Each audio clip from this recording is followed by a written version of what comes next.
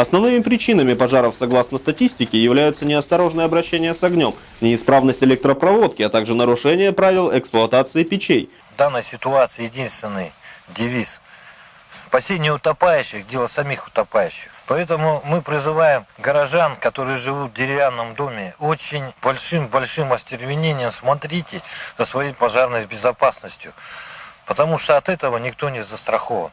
Для серьезного улучшения ситуации в данной сфере требуется массовое оснащение деревянного многоквартирного фонда системами оповещения о пожаре. По стоимости пожарной сигнализации мы обратились в региональное представительство добровольной пожарной дружины России по Якутии. Нас интересовала сигнализация, которая по цене доступна населению. Доступные сигнализации пожарные для людей, ну так скажем, небольшого достатка. Есть такие модификации? Да, конечно, есть извещатели дымовые пожарные. Называется он, соответственно, IP-212-142 и их аналоги. Они стоят недорого, но в пределах там нескольких сотен рублей. В принципе, они доступны. С чем они так интересны, да, и где мы, в принципе, их устанавливали? Устанавливали, соответственно, в жилых домах для малообеспеченных семей, абсолютно бесплатно. Соответственно, чем они так хороши? Здесь есть оптическая камера, есть специальная электросхема, которая анализирует работу этой оптической камеры. Как известно, все то, что может находиться в объеме воздуха, там пыль, может быть какие-то дым там и так далее, оно попадает через эти отверстия в эту камеру, соответственно, там все это дело анализируется и подает соответствующий сигнал, звуковой и световой. И человек, даже находясь в состоянии сна, проснется, услышит этот звук и, соответственно, примет меры к эвакуации, к тушению пожара, если он вдруг возник, и так далее. Далее тут есть отсек для батарейки типа Крона. То есть этой батареи вполне достаточно для автономной работы, автономной, я подчеркиваю, то есть без каких-либо проводов, в течение до полгода. В дальнейшем, когда батарея заканчивает свою работу, требуется ее замена, ставим обратно Крону, либо ее аналог, закрываем, соответственно, ее. И сам прибор, он ставится на потолочное перекрытие. Здесь есть специальные два отверстия для его крепления. Либо, как иногда это бывает, в верхней части стены. Но это уже как исключительный случай. Стоит он порядка, еще раз повторюсь, порядка 300 с лишним рублей. Но наука и техника не стоит на месте, поэтому появились приборы нового поколения, такие как IP-212-63A с функцией GSM. Чем они так хороши? Дело в том, что, как говорит нам инструкция к этому прибору, значит, сам извещатель пожарный крепится также на потолочном перекрытии. Есть специально для этого, соответственно, основа. Внутри данного прибора имеется отсек для установки сим-карты, обычной, которую можно приобрести у сотового оператора. Место для батарейки, которой хватает сроком на 3 года. Значит, и, помимо всего прочего, перед установкой есть алгоритм настройки этого прибора. Есть алгоритм, значит, необходимо с мобильного телефона набрать соответствующий номер сим-карты, он ее запоминает, причем запоминает несколько номеров. В дальнейшем ставится на потолочное перекрытие определенным образом.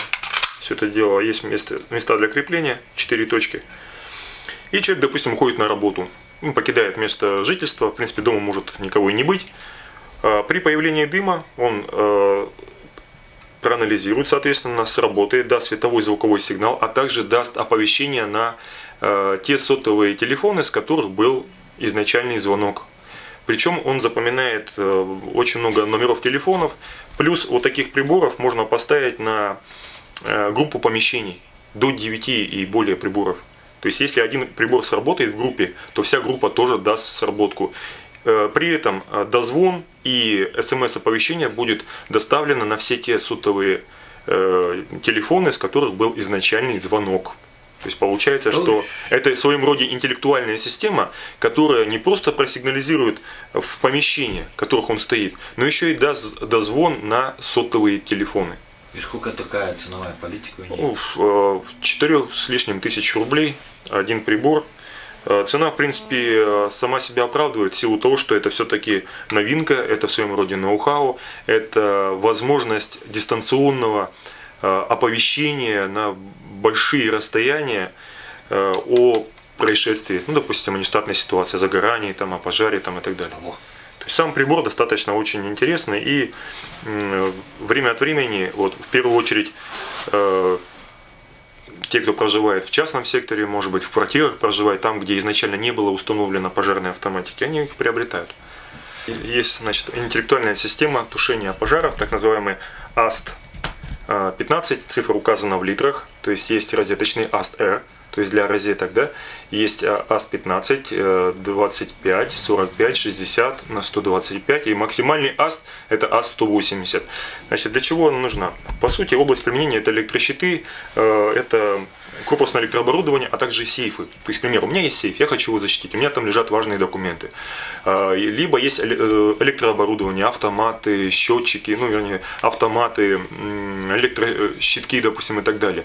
Что мы должны для этого сделать? Ну, мы должны начать с того, что здесь имеется внутри пластина, она гибкая, то есть можно устанавливать ее под любой угол. Соответственно, пластина содержит антипирен в микрокапсулах. Что мы делаем? Вот я покажу, могу показать на примере. Вот. Если у меня есть, допустим, электрощит, ну, предположим, это электрощит, я хочу его обезопасить.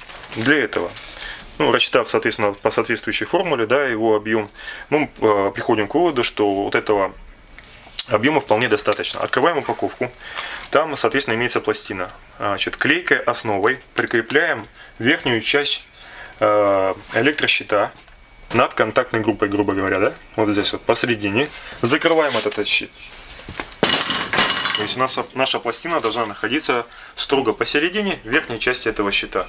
В случае, если возникает загорание внутри этого щита, либо там, может быть, автомата и так далее, что происходит?